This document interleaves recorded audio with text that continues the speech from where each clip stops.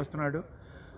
నిన్న చెప్పిన శ్లోకంలో కూడా ఇంద్రియాణి ఇంద్రియాభ్యేహ తస్య ప్రజ్ఞా ప్రతిష్ఠత అంటే ఇంద్రియ పదార్థాలని ఇంద్రియాల నుంచి లోపలికి తీసుకోవటాన్ని మనస్సును కూడా లోపలికి తీసుకుంటే అప్పుడు అతను స్థితప్రజ్ఞుడు అవుతాడని ఆఖరి శ్లోకంలో చెప్పాడు. మొట్టమొదటి శ్లోకం నుంచి కోరికలు మొత్తం వదిలేసుకోవడానికి దగ్గర నుంచి చాలా చెప్పుకుంటూ వచ్చాడు. విషయాల మీద ఆసక్తి తగ్గించుకోవాలి, విషయాల మీద ఆసక్తి ఉంటే కోరికలు వస్తాయి, కోరికలు తీరకపోతే కోపం వస్తే సర్వనాశనం అయిపోతాడు. తర్వాత ఇంద్రియాలను ఎట్లా లోపరుచుకోవాలి, రాగద్వేషాలు లేని ఇంద్రియాలతో ఇంద్రియ పదార్థాలు చూస్తే ప్రసన్న మనసు కలుగుద్ది. ప్రసన్న మనసు ఉంటే బుద్ధి స్థిరంగా ఉంటుంది. బుద్ధి స్థిరంగా ఉంటే పరమాత్ముడి మీద భావనలు పెరుగుతాయి. పరమాత్మ మీద భావనలు పెరుగుతుంటే తన ధ్యాస అంతా పరమాత్మ చింతనతోనే ఉండి ఆత్మస్వరూపం దర్శించుకోగలుగుతాడు అని చెప్పాడనమాట.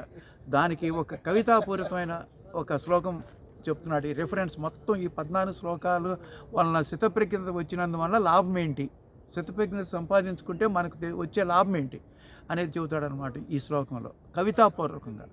యా నిశా సర్వభూతానాం తస్యాం జాగర్తి సంయమి యస్యాం జాగ్రతి భూతాని సా నిశా పశ్యతో ముని. అంటే ఏంటంటే యా నిశా సర్వభూతానాం అంటే ఏంటంటే అందరికీ రాత్రి. నిశ అంటే చీకటి, అంధకారం, రాత్రిపూట కింద లెక్క అనమాట. అది అంధకారం. అప్పుడు ఏంటంటే ఆ రాత్రిపూట ఎవరికి సాధారణ మానవులకి ఏ వస్తువు కనపడదు. చీకట్లో ఏం కనపడవు కదా. అదే ఎవరైతే స్థితప్రజ్ఞుడు ఉంటాడో సంయమి, ఇంద్రియాలను సంయమం చేసుకుని మనసు లోపరుచుకున్న వ్యక్తికి ఏంటంటే ఆత్మస్వరూపము పట్ట పగలాగా కనపడుతుంటుంది అనమాట రాత్రిపూట కూడా. అంటే అంధకారంలో అతనికి ఎంత స్వచ్ఛత వస్తుంది అనమాట స్థితప్రజ్ఞుడికి.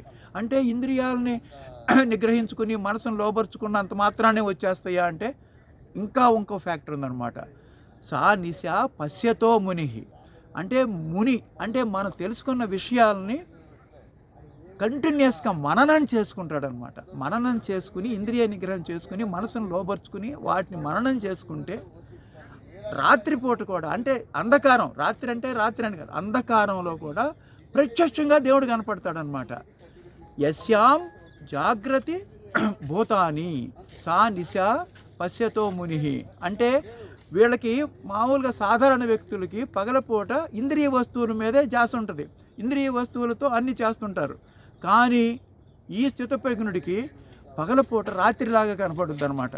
అంటే ఈ వస్తువులు ఏవి అతనికి కనపడవు. అతని ధ్యాస అంతా పరమాత్ముడి మీదే ఉంటుంది అనమాట. ఆత్మస్వరూపం స్పష్టంగా కనపడుతూ ఉంటుంది.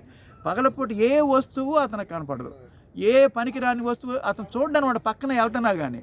దీనికి ఒక ఉదాహరణ ఏంటంటే ఒక కార్పెంటర్ ఏదో కాన్సన్ట్రేటెడ్గా పనిచేస్తుంటాడు రోడ్ సైడ్. మహారాజు ఊరేగింపుగా వెళ్తుంటాడు అనమాట. వెళ్ళిపోతాడు ఊరేగింపులో. ఎవరో వచ్చి ఇప్పుడు మహారాజు గారు ఊరేగింపు వెళ్ళిందా అంటే తెలియదండి అంటారు. మహారాజు గారు వెళ్ళినప్పుడు మేళతాళాలు వచ్చినాయి అంటే తెలియదండి అంటాడు. ఎందుకంటే అతని వర్క్లో అతనికి ఏకాగ్రతతో పనిచేసుకున్నప్పుడు మన ముందు ఏదీ కనపడదు అనమాట. అట్లాగే ఏకాగ్రతతో ఉంటాడు స్థితప్రజ్ఞుడు. అందుకని పరమాత్మ స్వరూపము స్పష్టంగా కనపడుద్ది అనమాట. దీంట్లో ఉదాహరణ ఏంటంటే వివేకానందుడు చాలామందిని అడుగుతాడు, పరమాత్మను చూసారా, దేవుణ్ణి చూసారా మీరంటే అందరూ సమాధానాలు చెబుతారు. కానీ వివేకానందుడికి ఎవ్వరు చెప్పింది అతనికి అర్థం కాదు, అతను కన్విన్స్ అవ్వడం అనమాట. చివరికి రామకృష్ణ పరమహంస దగ్గరికి వెళ్ళి దేవుణ్ణి మీరు చూసారా అంటే నేను చూశాను, స్పష్టంగా చూశాను దేవుణ్ణి అంటాడనమాట. అది ఇంకా కన్విన్సింగ్ వేలో చెబుతాడు. అప్పుడు వివేకానందుడు కన్విన్స్ అవుతాడు.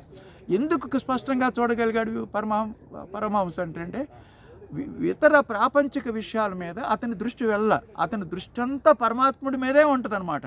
అందుకని అతను పరమాత్ముడిని నేను చూశాను అని చెప్పగలిగాడు. అప్పుడు వివేకానందుడు దాన్ని నమ్మి వివేకానందుడి తత్వాన్ని ప్రపంచానికి బోధించాడు అనమాట.